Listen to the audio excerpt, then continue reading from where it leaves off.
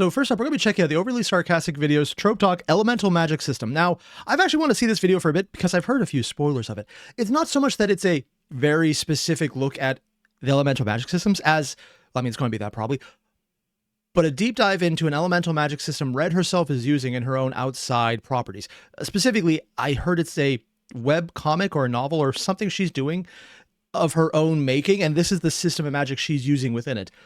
Or if maybe not focusing on that, heavily utilizing it. I'm just kind of curious about this because for some reason, I didn't know that was a thing until people started telling me about this video and how it engaged with her outside work. And just, that's so freaking cool, man. Yeah, I probably should do this. So we're going to jump right into it and see where this goes. I don't actually know, but I'm also a massive geek when it comes to elemental magic systems, or just magic systems in general. The more complex and nuanced they are, and it gives you ways to just do bullshit, the more I enjoy it, because I like doing bullshit. Maybe not the best way to phrase that, but we're going to ignore that. Moving on. Psst. Hey, keep your voice down. I gotta be quick before the main video starts. What? In case you missed it, I'm writing a comic. It's called Aurora, and the first print volume is coming out really soon. Oh, she's the one who did that? I see ads for If that. you're watching this video later, not the day it came out. Holy shit, that's what red looks like? Huh. You know, I actually thought her hair would be darker red, like dyed. The rest of it actually is exactly what I pictured, but the face, yeah, the hair, I literally thought it'd be like dyed super red. It's just out. Huh. It exists in like bookstores. It is and stuff, weird seeing her which face, is though. So weird to think about. Anyway, if a fantasy superhero-ish comic sounds interesting, you can pre-order or just order the book. Okay, how many other people are looking at this going, is that a you, Azula? That hairstyle is ever, from now on, and always going to be the Azula hairstyle as far as I'm concerned, and I don't think I can stop that. Ooh, also, Zero. I'm just going to pull this up because why not? Let's go for a better connection. Vote for me. TF2, what even is Scrumpy? Sure, we'll do that next, although I don't have the slightest idea what that is. Book, and or you can read the whole comic Oh, it's a online large at one. comicaurora.com. Various links about that are in the description. Oh, shit, that's actually a very large one. Ah, shoot, it's the fuzz. Quick, roll. Also, Croc, you're asking if I thought blue dyed his hair blue? Yes, I actually thought that. Saying it out loud makes me realize this is stupid. But yes, that is actually what I thought. I thought they had actually color-coded their hair color IRL for some reason. This is dumb. I know it is dumb. But if you've been here long enough, you realize me doing the dumb is pretty normal. Yeah. The video.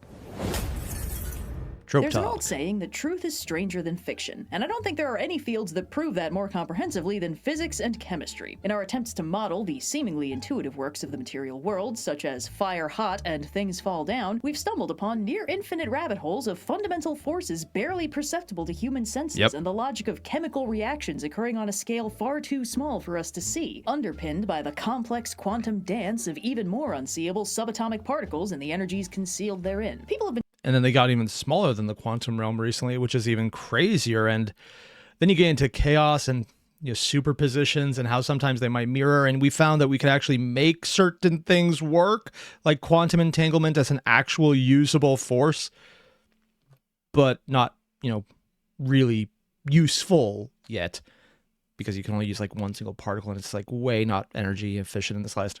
trying to model observable reality for longer than we've been people, and all things considered, our current models seem to be pretty good. We've got the periodic table mostly filled out, we've been finding those particles the math indicates have to exist to make the equations balance, chemical reactions can be modeled in advance rather than just mixing concoctions to see what goes boom, black holes look about how we expected them to. But it took us a long-ass time to get— Wait, how long ago did this come out? 3 months ago? Okay, so it's still relatively recent. That black hole one, I mean, I heard about that, but I didn't realize that's the image they used. Black holes look because that, okay, what we're looking at is not actually so much the black hole itself as the crowning or the corona around it of all the matter that's trying to rush to get in. So we're seeing the light output from everything surrounding it. It's also one of the reasons I think they did sort of confirm that the center of galaxies are supermassive black holes that are so big and so dense that they hold matter together in the great emptiness of what the fuck. Yeah. It's also that weird part where it's so much trying to get in. You have the too many clowns trying to get into a door problem. Because it's not orderly and everything's coming all at once, nothing actually falls in. I mean, some things do, but it's actually a balancing. It's kind of like an orbit. which is, how most things work. Sorry, this is the geek stuff I love, man. About how we expected them to. But it took us a long-ass time to get here. Also, people wondering the black dot is? No, actually, that's not the hole itself, because all of the light coming from around it is not that. It's usually artist representation. We don't actually see it. We see the radio wave signals and some of the higher magnetic ones. The dot is artistic reference. The actual image itself is not that. It's more of a representation of the readings. It's kind of like when you see heat readings. It's not actually seeing heat. You're seeing the representation of it, because there's still energy coming from you directly there. What they found, though, is that there's a coronal ejection, because there's actually places where the energy clumps up and comes out. Now, whether that's from matter spiraling, interacting on the outside of the corona or the event horizon, or actually being output from the black hole itself, I don't know, and they haven't answered that. They think it's from one but not the other, but we don't know. It could just be straight energy ejection. We don't know, and it's fascinating. And frankly, the model we currently have Accretion is, disk, that's the word. Not intuitive. It can't be. The way the world works on a fundamental level, on the smallest scale where the rules are hiding, is not really how the world looks like it works on the level humans live at and form their intuition around. When people hear that 99.9% of an atom is empty space, that doesn't gel with the fact that they can touch a rock and it feels solid. The crazier part is when you get into macro physics, and you realize that galaxies are being pulled in directions of superstrings, and you see them represented. And it's like, oh, that kind of looks like molecule chains. Yeah, that's the crazy shit, man. The world we observe versus the underlying forces that make it work that way are separated from each other by many layers of abstraction. This is why I stuck with pure mathematics. All this applied stuff gave me a headache. Historically, there have been many attempts to model reality, to lock in simple... I've connected the two dots. You didn't connect shit. I've connected them. I mean, yeah, you connected them, but who cares? Mechanical rules that explain why everything works the way it does. Perhaps... Also, this is just a random aside. There's a rule about half-lives where it's like every so many years, half of it degrades. But then someone got into the logical fallacy of believing then you can never actually finish degrading because only half of it ever degrades. The correct answer being, and in the other half-life, because of nuclear decay and how it works, you can always say the amount you have here and it'll take half of this time to do it. Or, well, not half the time. You know how long it takes certain particles to decay. So if you see how much there is, you can then backtrack how much there would have been. That's also the wrong way to put it. I honestly am very much failing at explaining this. But as this concept once came up that you can never actually reach this, not so much for the decay of particles, but for the concept of half-lives, or always reaching the middle point, which is what the concept of half-lives was initially taking from and kind of does work around to.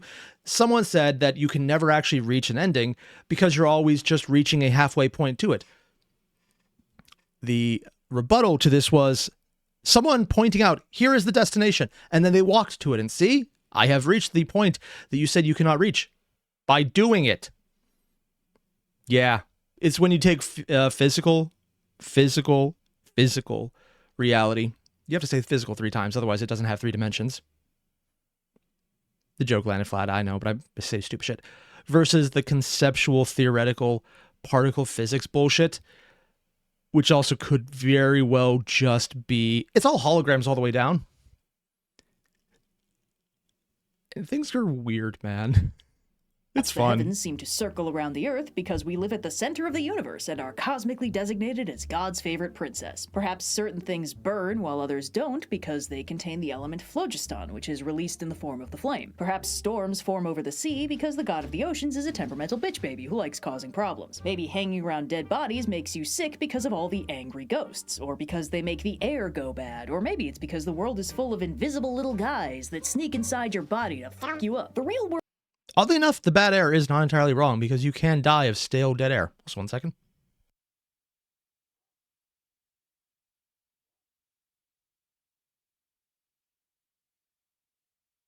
Sorry about that. Allergies. Oh, croc. Fun fact. The largest known object in observable universe is the Hercules Corona Borealis Great Wall and has 10 billion light years length, 93 billion diameter. Oh, dude, that's so cool. Yeah. Oh, actually, that's the largest observable.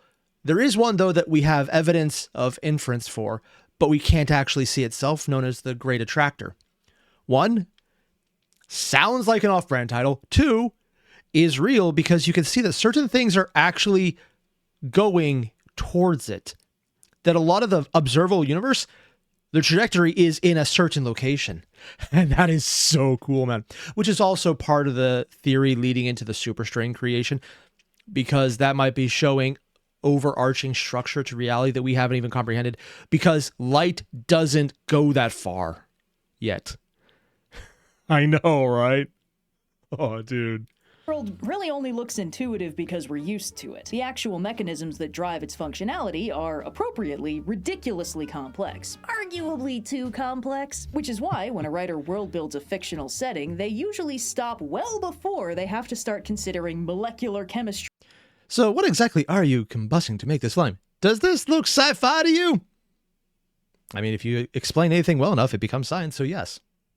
Or germ theory. A fictional world doesn't need to make sense down to the quarks and gluons. It just needs to hold together well enough to feel immersive, which means when it comes to modeling the physical properties of the universe, lots of writers will drop back to an older, simpler model of the real world for inspiration.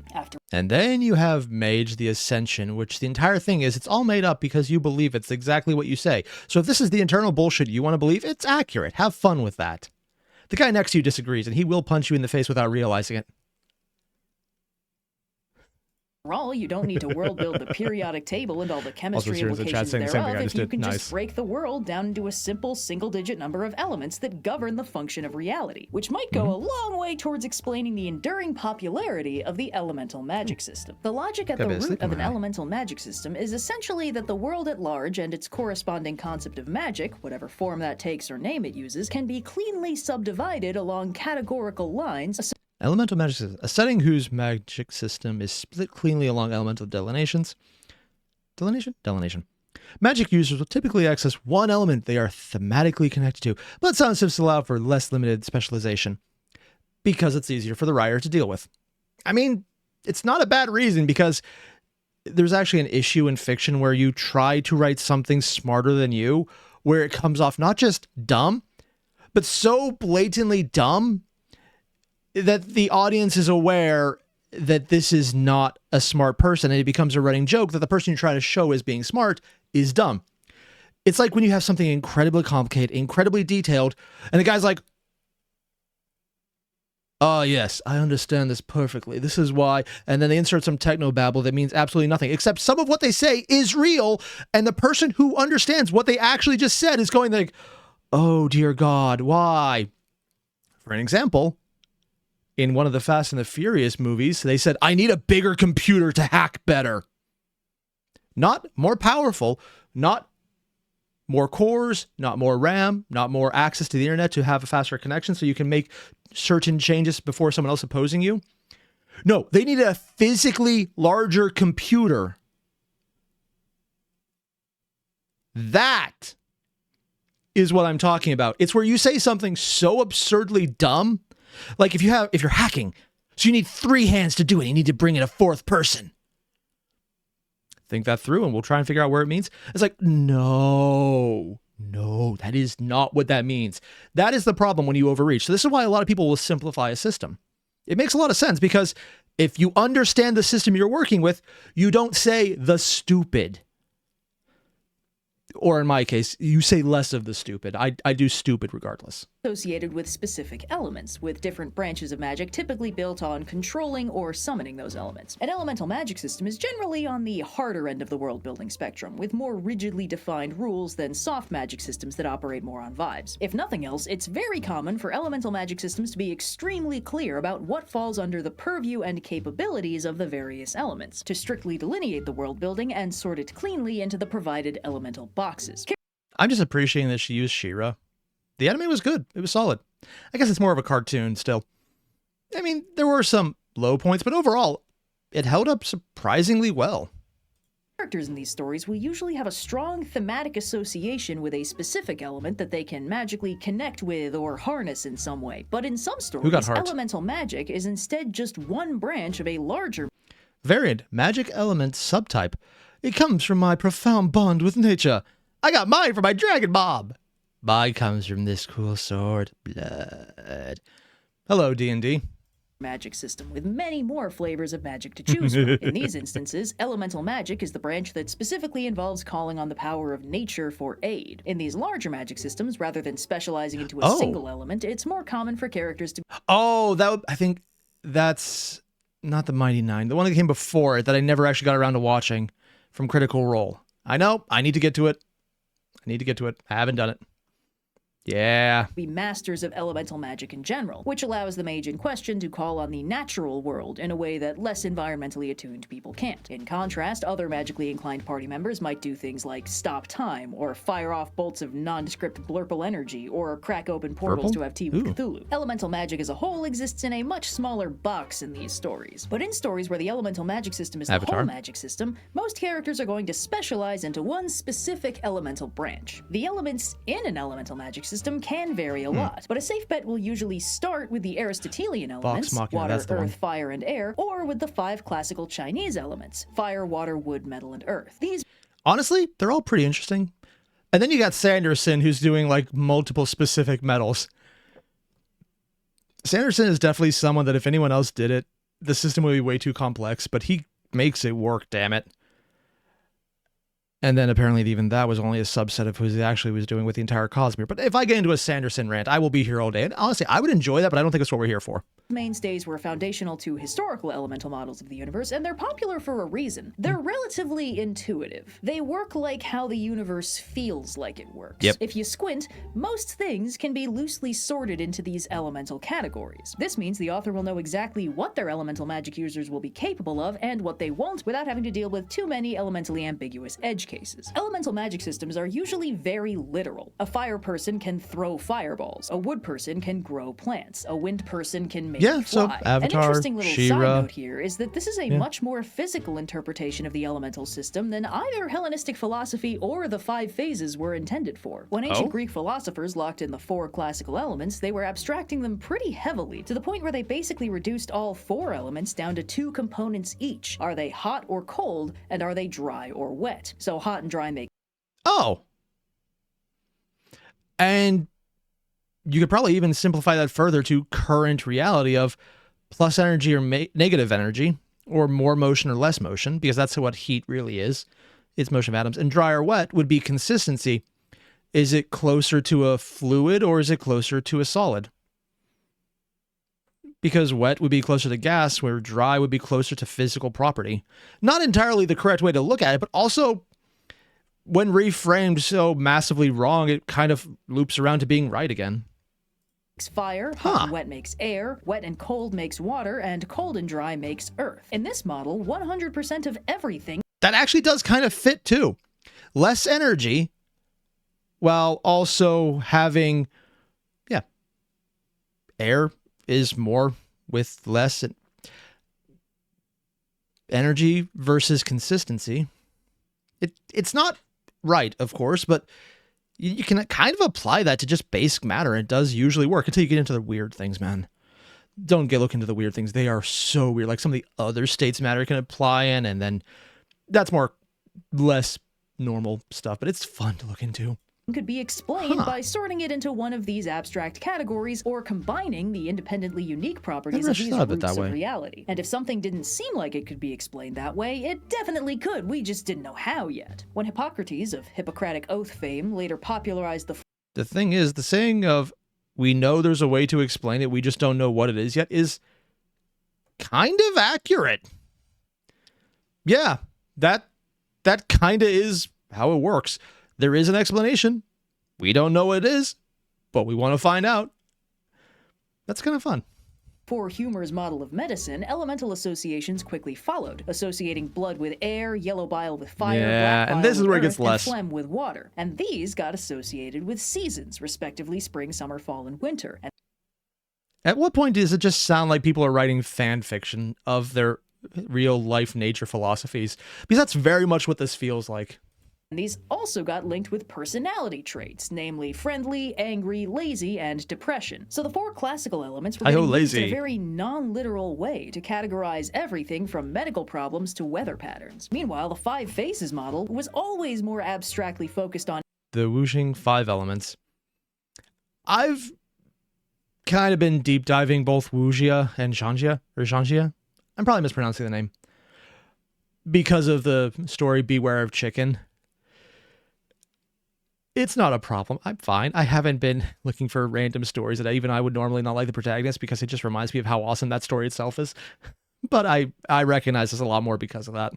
Interactions between the things the elements represented rather than properties of those literal elements, which isn't too surprising when you realize that of the 5 elements listed, air is not one of them, meaning it's clearly not about physically listing every kind of material in the world. The model started off with planetary associations before the elements were brought into it, leading to a smorgasbord. Yeah, because the Chinese did have really good astronomy.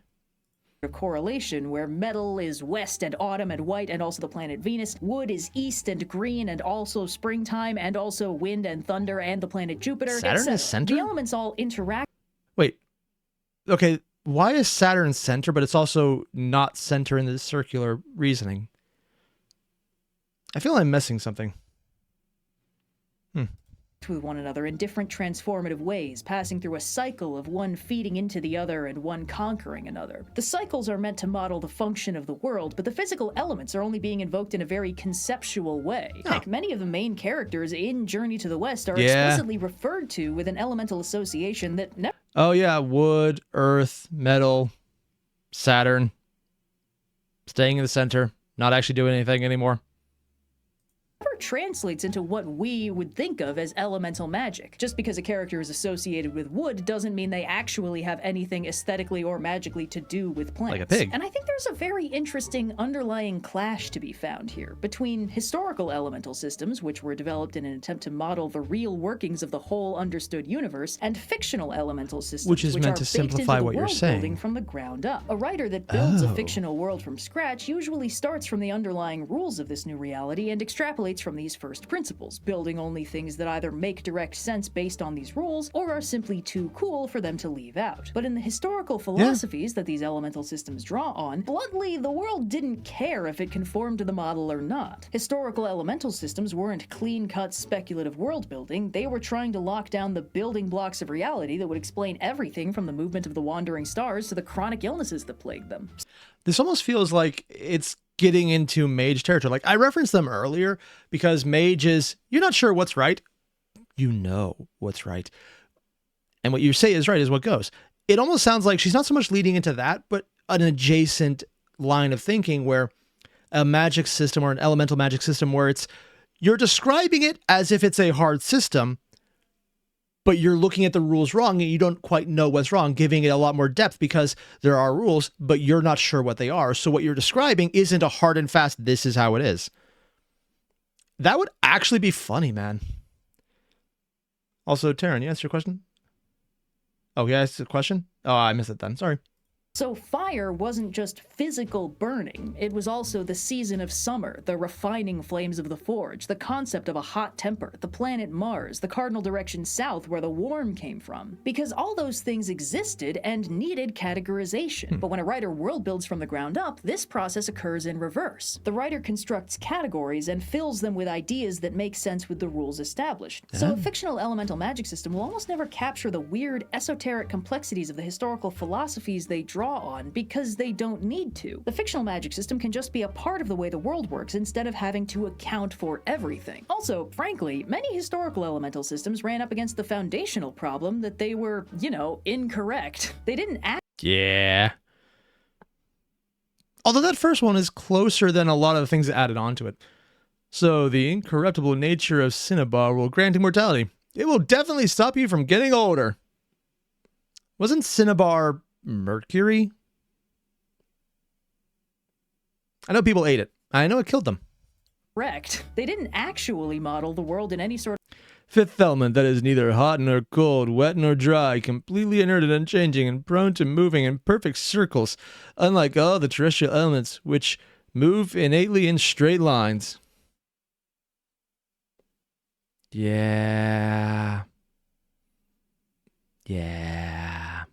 of comprehensive way, which meant they'd keep encountering edge cases or unexplainable phenomena that defied categorization. The historical field of alchemy, which was very obsessed with the elements and their properties and how they could be combined and refined for power, was like 90% Quicksilver. absolute. I'm being told by Necro it wasn't mercury, it was quicksilver, which is another word for mercury. So it actually was mercury. Okay. Hot nonsense focused on things like soul refinement and homunculus construction and the Philosopher's Stone, and the remaining 10% that actually worked just turned into real chemistry and the real periodic table. A lot of these historical elemental systems also encountered the roadblock of what the hell was going on with outer space. It had to be made of something, but it didn't seem to act like any of the known things on Earth. The stars glowed and flickered like fire, but they didn't seem to be consuming anything or releasing any smoke. They didn't usually move independent of one another, and they all traced out big circles, whereas most things on Earth liked moving in straight lines. The moon and sun had to be made of something, but if the moon was stone, why didn't it fall? And if the sun was fire, why didn't it burn out? There's something fishy going on here. In a fictional setting with tangible elemental magic, these problems don't apply. If the elemental categorization is real and foundational, then the world must work in an overall simpler way than the one these historical elemental systems were made for. Because of this, elemental magic systems can get really weird with what they classify as an element. One common addition to the 4 or 5 element system is a secret bonus element. Speaking of quintessence, yeah, I was mentioning mage, and that is explicitly what they add to that game. So yeah. A classical element theorized to handwave outer space in a model that was subordinately geocentric. In an element magic system, it can kind of just do whatever. In keeping with the classical model, it is explicitly better, more powerful than the other elements. Yeah. Element, often called ether or quintessence, drawing on another Aristotelian concept, which was essentially and all the other stuff that doesn't fit this existing model. The crazy part is quintessence may or may not be what they end up calling the final base building blocks as a subcategory, not because it's accurate, but because someone in science has a sense of humor. Yeah. I've heard stories that it was rejected a few times when they tried to get into the lower things. Because again, hey, why we fuck with people who believe in magic and call it quintessence? It's no weirder than hologram theory when you get into it, though. Quintessence was an explanation for why space and the stars didn't seem to fit into the categorization of hot versus cold and wet versus dry that defined everything on Earth. Obviously, there was a 5th element up there with its own weird properties that explained everything and liked going in circles. Technically, that is how most subatomic particles work. Except for when they don't, and then things get really energetic and usually nuclear.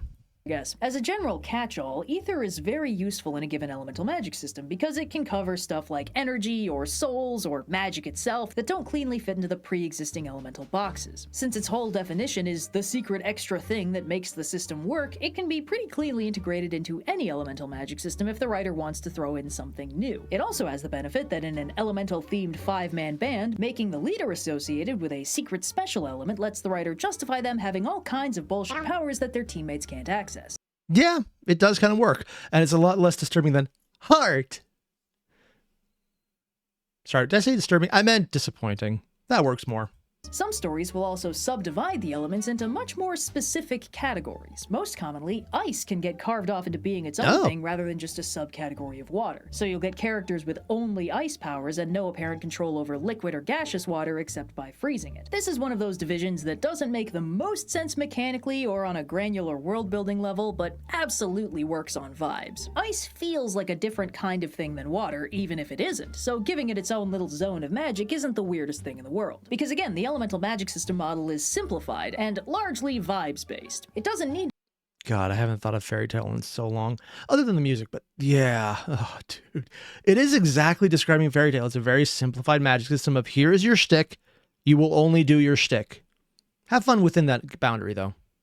To follow the considerations of real physics and chemistry because neither does the rest of it. Although the more blatantly the elemental magic system breaks the real conventions of chemistry and physics, the more likely it is that the audience will start getting frustrated as their understanding of what the rules are gets shakier and shakier. I mentioned earlier writing about something that is beyond your understanding. This is where it gets that way. When you explicitly handwave it as we know it's wrong, but this is why it works despite reality, you actually give the audience a lot of leeway to trust you.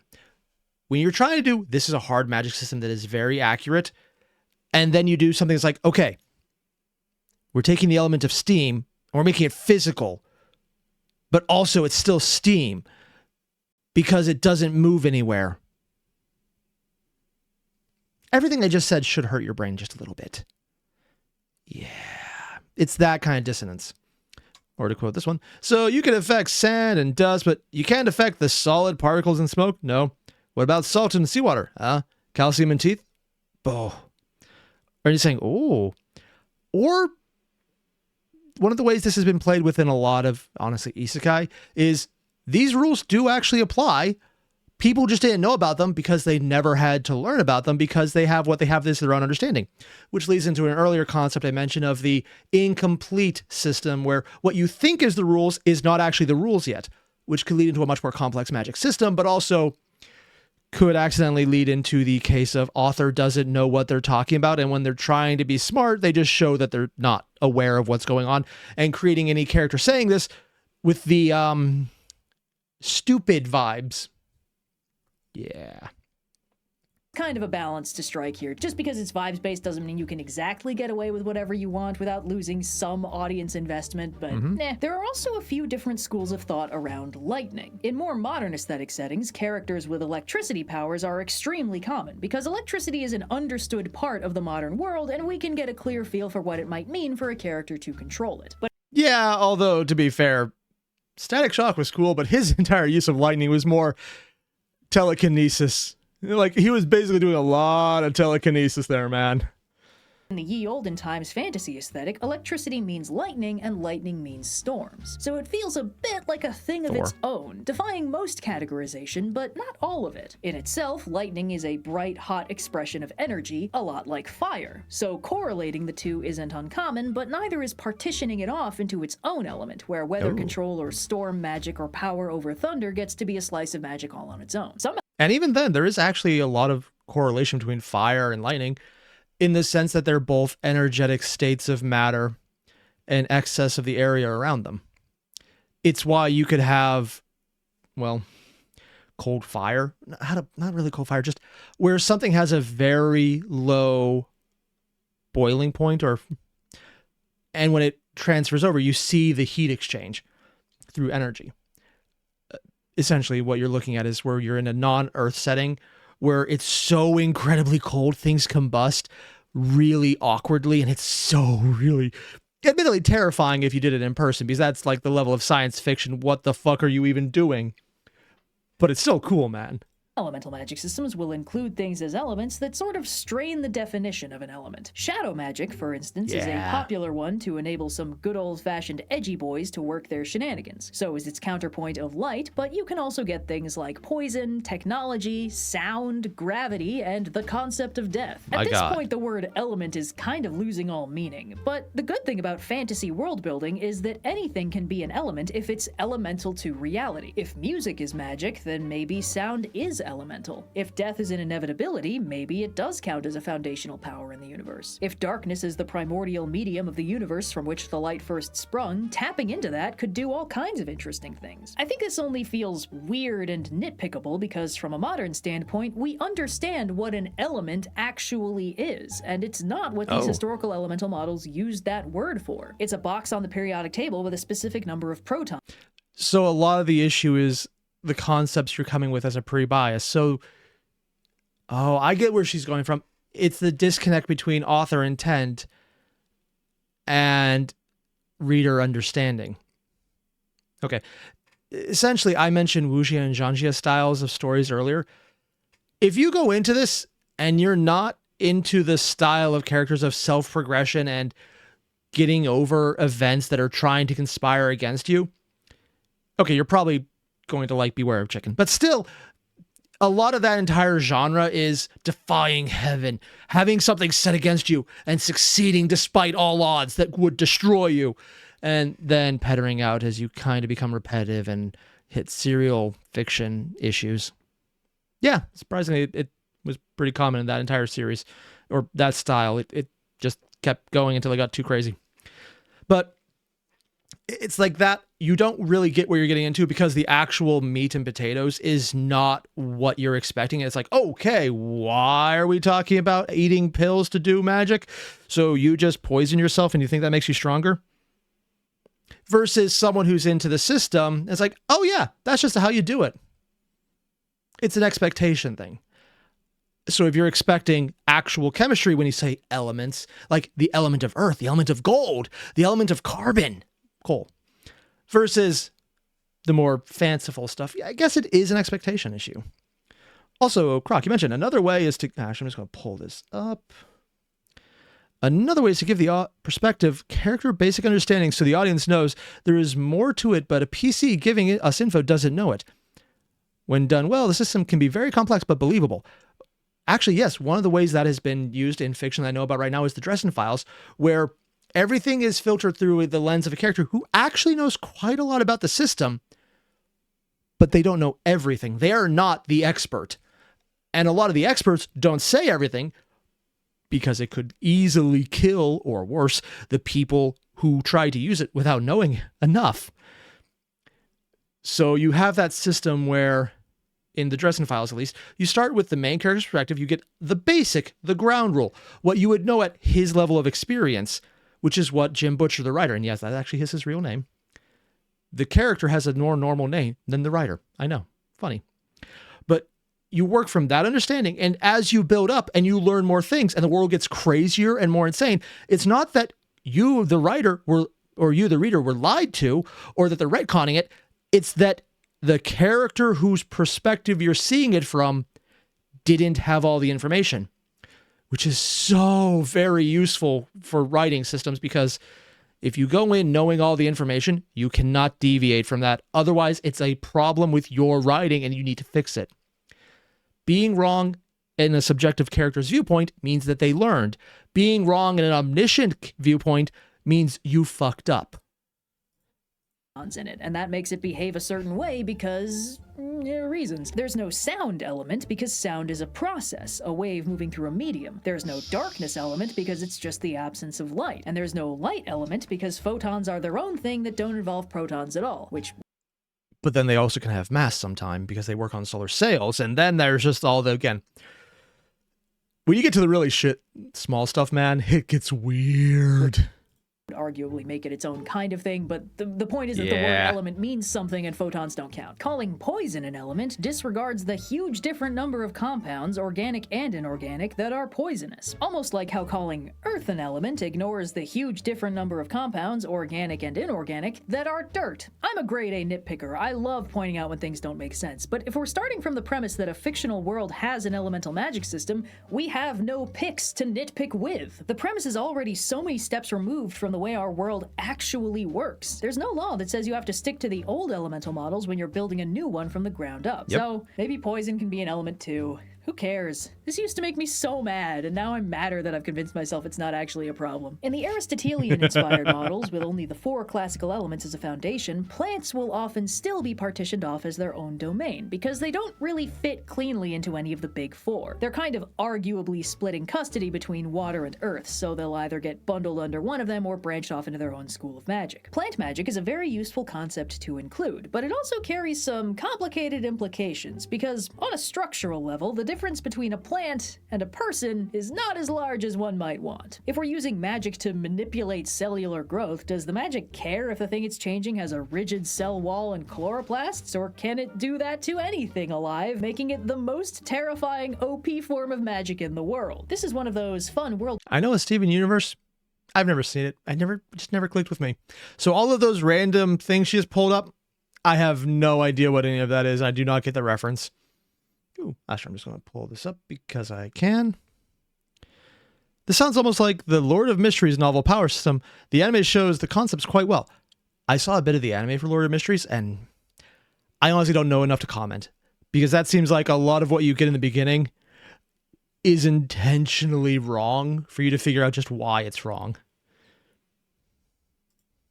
Building questions that gets given a lot of answers to keep the power from getting too horrifically overpowered. In the setting of DC Comics, which is absolutely choco with plant people, the answer is a strong no, because plants are all connected to this primordial force called the green. And except for when it's not, and like Ivy, but also there's the times where it's not, and then they do things, and then it's just all over the place. And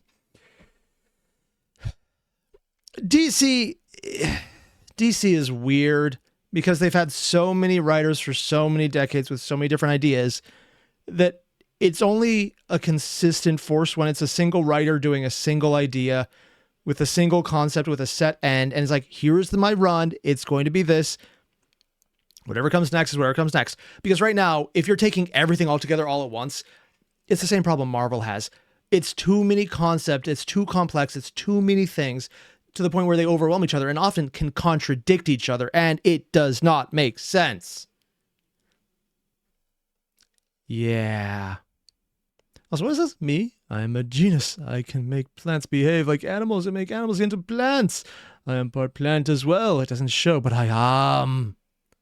Superpowers associated with it almost always involve tapping into the green. Animals are another department entirely and therefore exempt from green stuff. The magic works if you're a plant. How can it tell? Well, obviously plants have the cosmic is a plant seal of approval, so the magic works on them. Alien plants? If they're plants, they're plants. Plants that think they're a dead guy? Still a plant. It's really harkening back to the olden days of elemental categorization. This is a kind of earth because, look at it, it's a rock. Is this metal a kind of earth? Well, is it a rock? Yes? Then yes, it's earth. It's a fun bit of circular logic. Historical elemental systems had to work off of observed reality, which meant every categorization was going to start from vibes. Dirt, rocks, metal, it's all earth, until you start breaking it down and seeing how the individual components of it work differently from one another. Water. I wonder if there's any system that really takes advantage of that. Like, not just being wrong, but intentionally knowing, going in, and hiding that fact. How to put that? I mean, Lord of Mysteries definitely sounds like that. Mage of the Ascension probably sounds a lot like that. And I mentioned Dresden Files, but like not so much that as you're intentionally lied to, not just as the Dresden Files did, learning what's the lie. I don't know enough about Lord of Mysteries to know if that's the case or not. I feel it might be, but I also think they're giving honest information without a big bunch of context. I don't quite know. Water is its own thing because look at the ocean. Nothing else works like that. Air is everything we breathe, and fire is the problem child that has to be its own thing because it clearly doesn't work like anything else. Because what they discovered was physical state of liquid, physical state of gas, physical state of solid, and the transitionary expulsion of energy. Yeah, that's kind of how it works. The current understanding of elements is almost completely vibeless. Elements mostly get subdivided by atomic number, not by how they look, feel, or smell. You can do a middle... Sort of. I mean, there's a few in there that are very much vibe-based still. Carbon, gold, helium. They're very vibe-based still, man. But that's also because they're some of the older, more concrete ones that we had before we really had to start studying more. School experiment to electrolyze water into hydrogen and oxygen and determine if you've gotten hydrogen by lighting a match under the test tube. If it goes pop, congratulations! Chemistry is still working as intended. You have just turned water into air that explodes. But to create a fictional world where any given elemental magic system is correct, you... Also, funny thing about that test, they also then recombine into water again. It's the entire concept of the hydrogen fuel cell battery. Basically have to create a world that partitions itself meaningfully based on aesthetic. You have to throw out the periodic table at the door because it's well below the scale we're going to be operating on. A thing is an element if it is a category that cannot be contained in any other extant category. The actual internal mechanics of the thing have no bearing on this categorization. If it looks like a rock, it's a rock. If the universe says it's a plant, it's a plant. If it's hot and it glows, it's fire. If you start talking about cells and molecules and chemical reactions, the whole vibes-based categorization falls apart. Just like the way real alchemy did. Now, this micro-scale hand-waving is very much not a universal requirement for a story with an elemental magic system. Yeah, and there's always a lot of systems. I mean, they pulled up Winx earlier. I barely remember that from when I was a kid, but I think it had a very soft system other than the main character gets the power-ups that look less fun until they're more fun. Also, Corinne, where am I in Dresden Files? I haven't read since before Peace Talks came out, and even then I was just picking books at random because they were in the library at the time. So I've actually got a very all over the place reading of it. There's quite a few I've missed. Like Summer Night, I don't think I've ever read that one. Need to get back to it someday. Because not every world with an elemental magic system uses that elemental system for its physical foundations. There are a lot of elemental magic systems that are sort of layered on top of the more familiar, broader world that doesn't cleanly categorize itself into D&D. only the elements displayed. Castlevania and its sequel series Nocturne feature elemental magic I'm sorry, what? There's a sequel? I'll be honest, I had no idea about that. I literally had no idea whatsoever. Oh. Divided into fire, ice, and lightning, but it never pretends like these are the only 3 elements the world is made of. They're just the ones that make for the best projectile attacks. In stories like Avatar: The Last Airbender, check it off your bingo cards and admire my restraint for taking this long to name drop it, things are a little more vague. She dropped in so many images. I'm not sure it counts. She was pushing for it really heavily.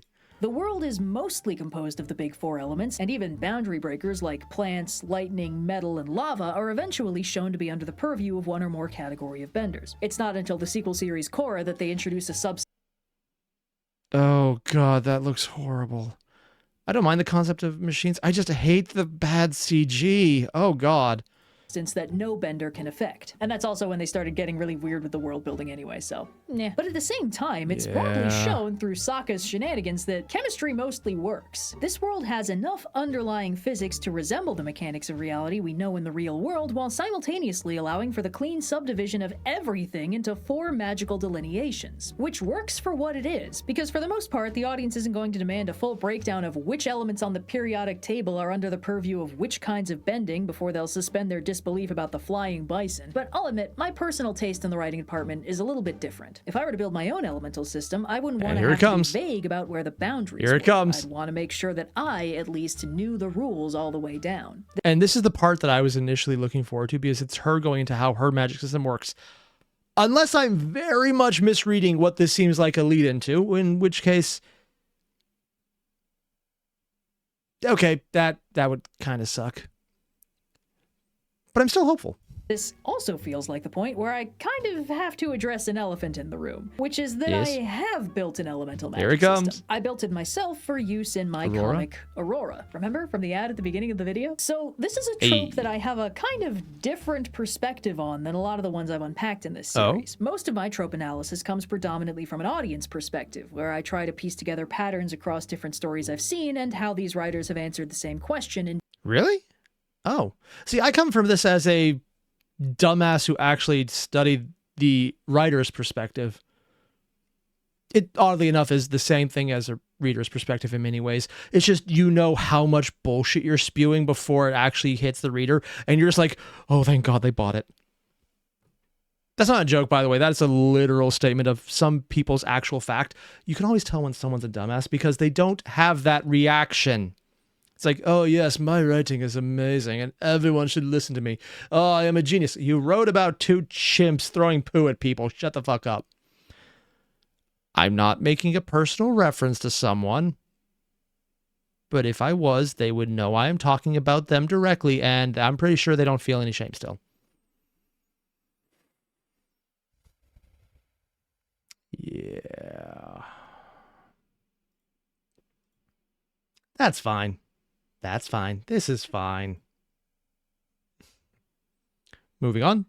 Different circumstances. This is one trope I've actually contributed to, so I'm gonna very gently break my one rule for these trope talks and use my own writing as an example. Not necessarily as a good example, to be 100% clear. This isn't how to make the best elemental magic system. This is what I learned making my own. Also, apparently while recording this, there was a massive lag spike. So according to Croc, the exact thing people heard is, I come! Shit.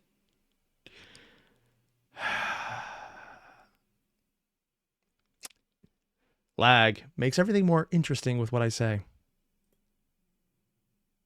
Elemental magic system at age 11 after watching through the entire Last Airbender DVD box set on a road trip. I'm not mentioning the quality, I'm just having a good time. I gave myself one hard limit early on to avoid going mad. I was not allowed to world build a periodic table. I had to stop before I hit the level of molecular chemistry. It could exist in the world, but I wasn't allowed to write it out in detail, because at that point I would have entirely lost the plot on what needed to be built for the world to hold together.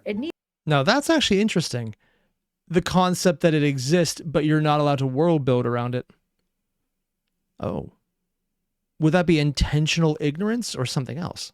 to look enough like reality to support the existence of familiar-looking plants, animals, and people, because I wanted the baseline of the world to have a familiar aesthetic that wasn't too hard to click into. But I also wanted it to break down cleanly along elemental lines. So the solution I came up with was to start from the elements and build literally everything up from there. I locked down the 6 elements I wanted to use for the purposes of the narrative I wanted to tell, which basically meant what kinds of magic do I want these guys to be able to throw at each other. I started with wind, water, fire, and stone to cover the basics. Stone instead of earth, because obviously this planet wasn't gonna be Earth, so that would just be confusing. Plus lightning, because I didn't want to be basic. And as a final kicker, an element I was calling life in the abstract to account for plant magic, healing magic, and anything on the spectrum in between. And then, rather than layering this elemental system on top of an existing world fitting the aesthetic I'd been building in my mind. Okay, this is just my own personal take. I love these cave drawing style pictures because they're always the most evocative thing possible. And I might be heavily biased in that favor because of Breath of the Wild. Yeah. Okay, actually intentionally that. So, yeah.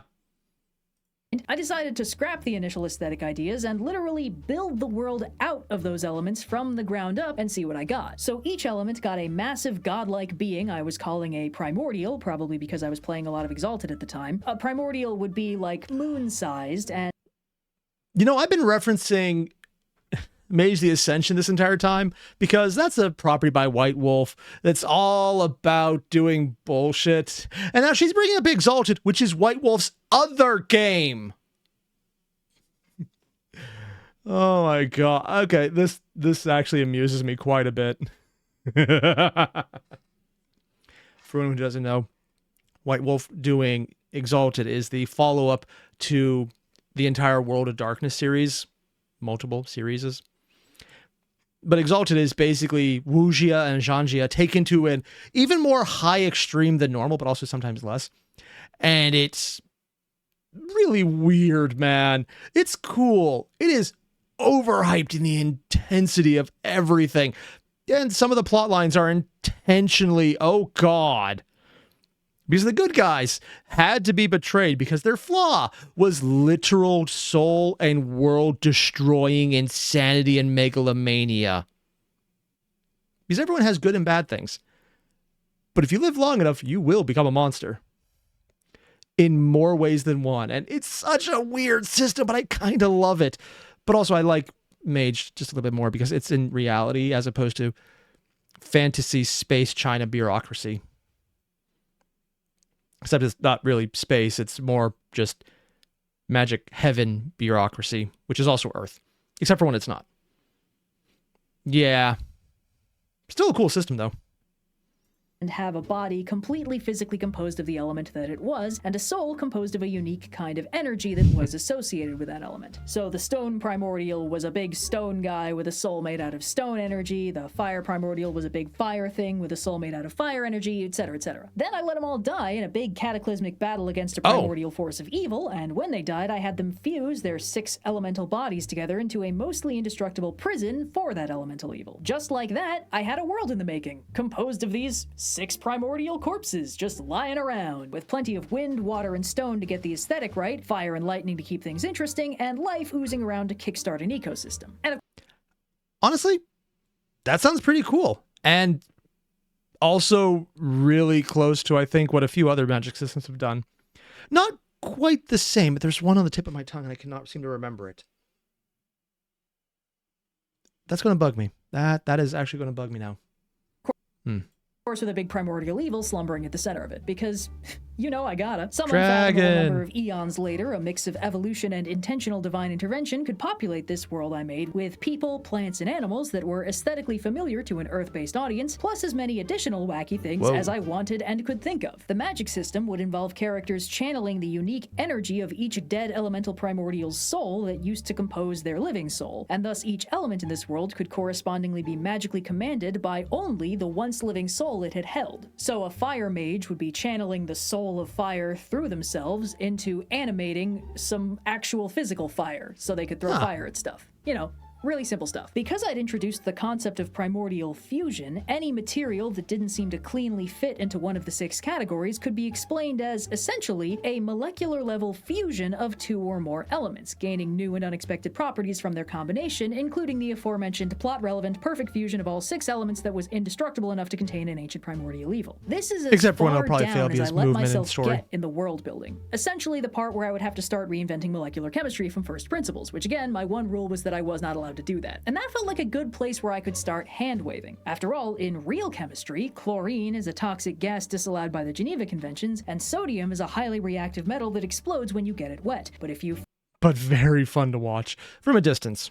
fuse them, you get ordinary table salt. And that's the kind of emergent weird bullshit that I like in a magic system. So every living thing on this world could be constructed. Also, I'm being told from I'm just gonna pull this up here.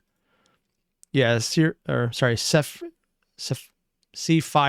That's what it is. I'm misreading that name every time. Firex or just C. Everyone who knows Wuxia. Yeah, that makes sense. Everyone else, Airier, what moon speech are you talking about? Yeah, Chinese cultivation stories. You know what? I probably should just call it that instead. That makes more sense. Hey, what's up, Mirren? From molecule-scale fusions of Also, the 6 Martin elemental mentioned the materials Eberron route. that I don't once know nearly composed enough the about 6 Eberron. elemental primordials. And if they seem to have weird properties that don't follow from the obvious physical properties of the elements involved, that's probably because the fusion has emergent properties and dead titanic space gods have more going on under the hood than just being a big rock. I did, then, have one exciting new problem. Namely, that in my effort to make this magic system universally consistent, I had made it much too powerful. Like bloodbending times 100, everyone's body was physically composed of all the elements, meaning any mage, even if they could only control a single element, would have something they could mess with. For the sake of aesthetic and interesting fight choreography, I did not want every wizard battle to be a competition of who could switch off the other guy's brain faster. So I added in the equivalent of a quintessence X factor. Anything that has a soul, which is crucially not made of the same kind of energy as the 6 primordial souls were, and is instead composed of a different kind of energy that nobody can directly control, has a strong resistance to any kind of magic, because So in other words, they have a limit. Maybe a man limit that would be like a ton of force. I wonder if someone's ever thought of that concept before. We call it the ton man limit. It's probably nowhere. prevents the intrusion of an elemental energy required to make that magic happen. Soul energy is mysterious, uncontrollable, permeates everything, and forms magic-resistant lattices in all sufficiently complex living things and some non-living structures and substances. So you're not allowed to just pull someone's blood out. You have to fling a good, honest fireball like anyone else. And this also gave me ways to narratively shut down mages if I wanted to make them struggle in a situation they could I wonder if that's going to turn out to be her primal concept of evil was soul that just got really pissed.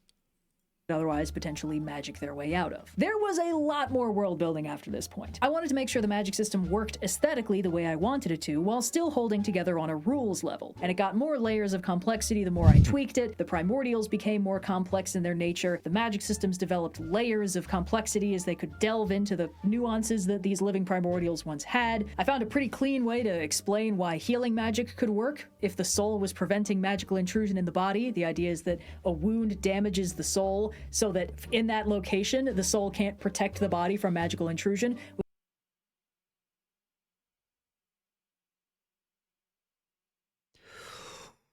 Oh, I'm not sure if she's going to play with that concept, but if all you need to fuck with someone past their soul is to break their body some way, I'm really, really hoping Red doesn't go into a body horror aspect right now, because oh dear God, that has potential for some really fucked up shit, man.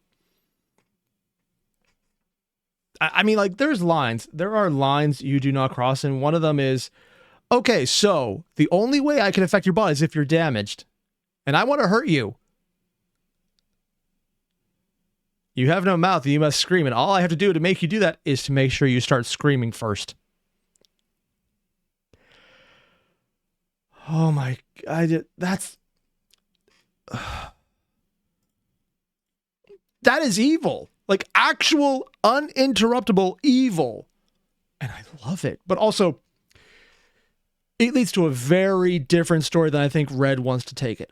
Unless it's where they went, in which case... okay. This Aurora is apparently a lot darker than I thought it was going to be. which means Doubt healing it, magic but can it be could be. applied, but also, if you're it's nasty not enough found. about it, you could potentially pull somebody's blood out like a little bit through it before the soul heals over. Anyway. I'm glad she didn't go nearly as far with that loophole, because that one is a lot less disturbing.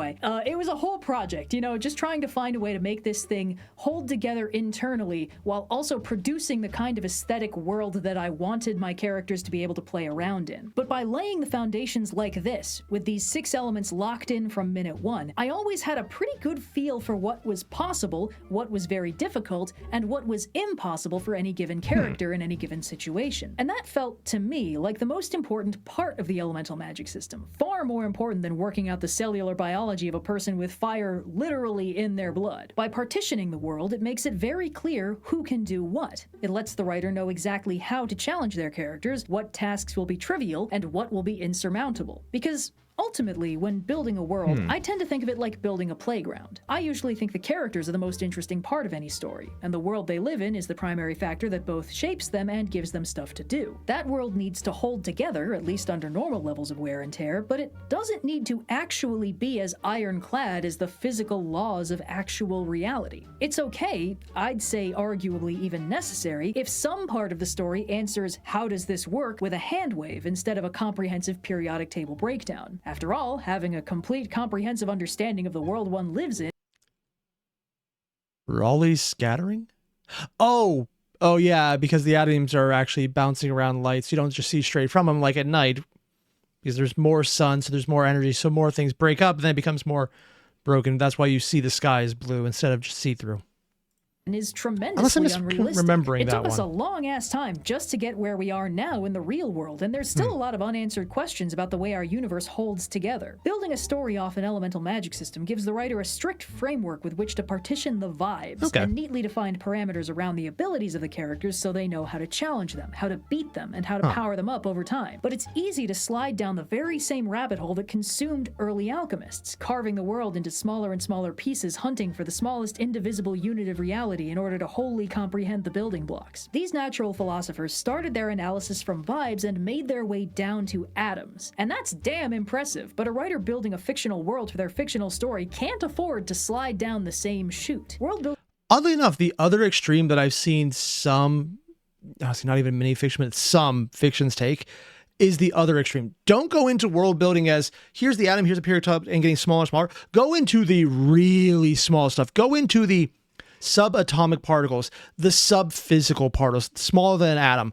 Go into the primordial soup of chaos and build up from there, going, everything else works, but it all comes back down to this is real. This is the baseline of reality, the quantum foam, and everything else rises from it, and the rest is all window dressing. And take that base level of bullshit is not real, and then realize in reality, that level of bullshit is not physical. It doesn't have mass. It doesn't have matter. It just is energy that happens to correlate and coalesce into something that is stable enough that other forces hold them in place. It's all gravity all the way down, man. I guess you could say the gravity of the situation makes it real. Kinda actually how to put it. Yeah, that's literally a decent way to put it. Sorry, just like, it's always way interesting to do that, but that is only really ever something you reach when you're dealing with highbrow concepts that you're not going to write out in understandable ways, and you're resolving to synesthesia to get descriptions that feel accurate when you can't actually describe something accurately itself, because the information would be beyond both the character to understand what they're looking at and you as the writer to give a good idea of it. It's like, what would it feel like if you were at the center of the sun, but it was cold and you survived, but also were acknowledging that you were burning to death, but you weren't actually there because it was an illusion of someone who never existed in a time period where you weren't where, except also was you at the same time, and it's in the current present day. I have just said a bunch of words that do not make sense. How do you make someone feel that without writing it in such a way that you sound like an idiot? Synesthesia, to describe sensation over understanding, because the understanding is missing from the character's perspective. Yeah, it's interesting to do it that way. Is one of my favorite parts of the writing process, but it's so important to know when to stop. And I cannot possibly think of a cleaner way to end this video, so Yeah. Avatar? Oh, I thought she was going to make another Avatar reference. I do like this, and I will fully admit I used this video as a huge excuse to geek out a lot more about subatomic particles and just both writing and random bullshit that we discovered in reality that is, admittedly, very bullshit, but it's so cool, the level of bullshit in it. The more you learn about reality, the more you realize we don't know nearly enough about it. I love it. As you can tell, I have no strong feelings about this video. Either way, though, you guys know the deal. Links below to the original video. Hit it up. I'll see you guys in the next one. Adios.